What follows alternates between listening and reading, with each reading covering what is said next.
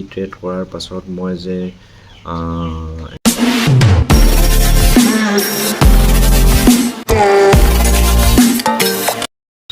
Hello' guys, good morning বুলি কৈছোঁ। আৰু কালি মই ডিউটিৰ পৰা আহিলোঁ, তো সেইকাৰণে বহুত দিন ভিডিঅ' দিব পৰা নাই। আপোনালোকে যিমানবিলাক কমেণ্ট কৰি আছিল, কমেণ্টবিলাকৰ ৰিপ্লাই দিব পৰা নাই। গতিকে আজি ভাবিলোঁ অলপ সময় পাইছোঁ, ভিডিঅ'টো আৰম্ভ কৰি দিওঁ। তো ব'লক ভিডিঅ'টো আজি আৰম্ভ কৰি দিওঁ, নে কি কয়?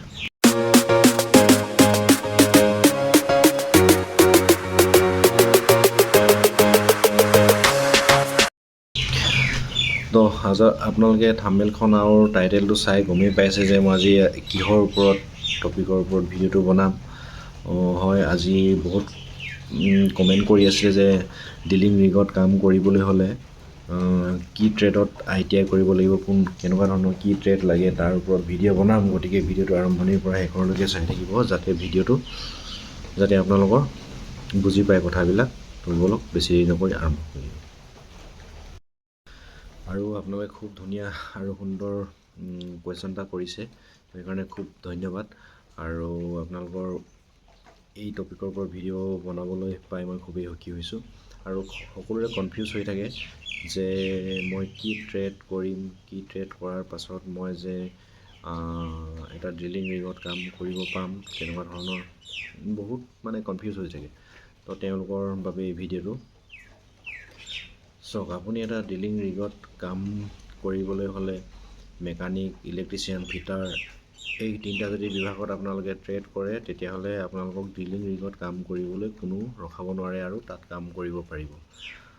আৰু আপোনালোকে ভাবে যে কোনটো ট্ৰেডত কৰিলে ৰিগত কাম কৰিবলৈ সুবিধা হ'ব বা লাভ হ'ব।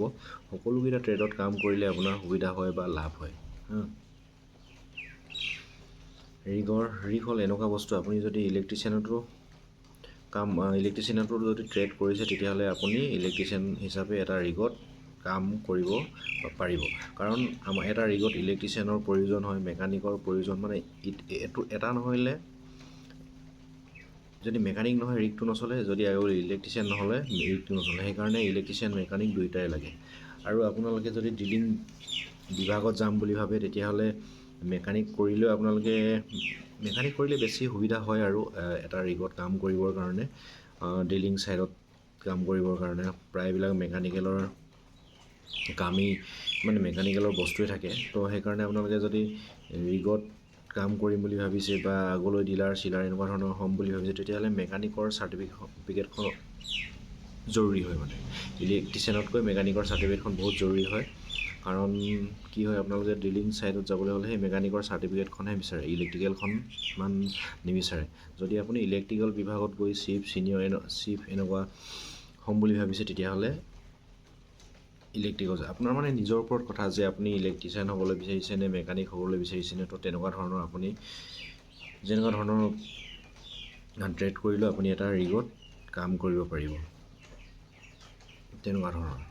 আৰু আপোনালোকে পাম্প ফিটাৰ বুলিও থাকে। তো পাম্প ফিটাৰ যদি কৰে, তেতিয়াহ'লে আপুনি পাম্প ফিটাৰো ৰিগত হিচাপে ৰিগত সোমাব পাৰে। তো আজিকালি তেনেকুৱা ধৰণৰ হৈছে। আৰু তো আপোনালোকে বুজি পাইছে যে এটা ৰিগত কাম কৰিব হ'লে কি ট্ৰেডত কৰিলে আপোনালোকে ৰিগত সোমাব পাৰিব। তো ইলেক্ট্ৰিচিয়ান, মেকানিক আৰু ফিটাৰ এই তিনিটা যদি কৰে আপোনাৰ ট্ৰেড আছে, তেতিয়াহ'লে ৰিগত সোমাবলৈ আপোনালোকক কোনো ৰখাব নোৱাৰে। তো আপোনালোকে এপ্লাই কৰিব পাৰে। আৰু সেইটোৱে, আৰু বেছি দীঘলীয়া নকৰোঁ, আপোনালোকৰ বেছি সময়ো নলওঁ। মই খুব চমুকৈ আপোনালোকক বুজাবলৈ বা শিকাবলৈ চেষ্টা কৰোঁ। আৰু মোৰ চেনেলটোলৈ যদি আপোনালোকে নতুনকৈ আহিছে, তেতিয়াহ'লে চেনেলটো ছাবস্ক্ৰাইব কৰি থ'ব, এনেকুৱা ধৰণৰ ভিডিঅ'বিলাক পাই থাকিব। আৰু আপোনালোকে সুধি আছে যে ক'ত এপ্লাই কৰিব লাগিব, কেনেকুৱা ধৰণৰ কি এপ্লাই কৰিব লাগিব, ইয়াত সুধি আছে। তো আপোনালোকক মই সকলোখিনি ডিটেইলছ অন্য এটা ভিডিঅ'ত দিম।